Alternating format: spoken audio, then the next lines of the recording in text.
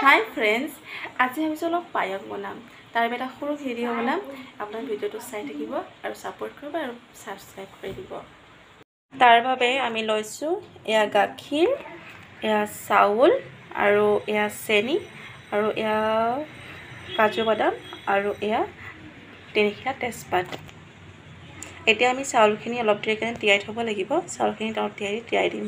এতিয়া আমি চাউলখিনি অলপমান এইদৰে তিয়াই লম। অলপ দেৰি 10-15 মিনিটৰ কাৰণে ইয়াক অলপ দেৰি কাৰণে তিয়াই থব লাগিব। তেতিয়া অলপ কোমল হৈ গ'লে পায়সটো খাবলৈ ভাল হয়। ইয়াক এতিয়া তিয়াই দিব লাগিব 10-15 মিনিটৰ কাৰণে।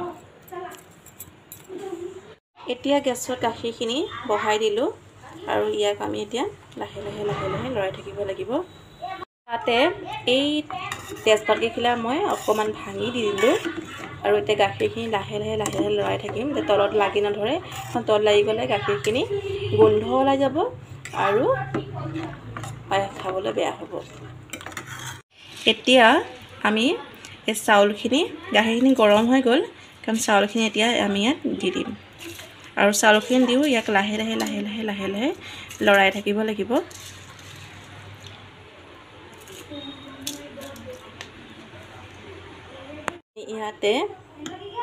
এতিয়া আমি ইয়াতে এই কাজুখিনি দি দিম। কাজু দি থোৱা আছিলে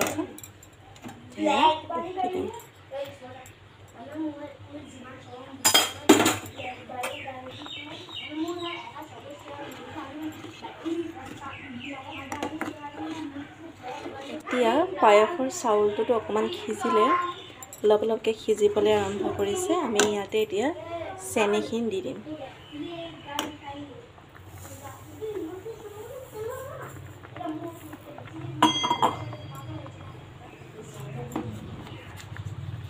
অলপ ভালদৰে মিক্স কৰি দিম, লৰাই দিম অকণমান।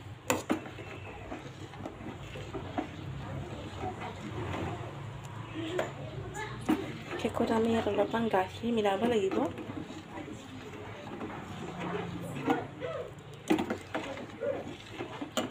হাই ফ্ৰেণ্ডছ, আজি আমাৰ এয়া পায়স ৰেডি হৈ গ'ল।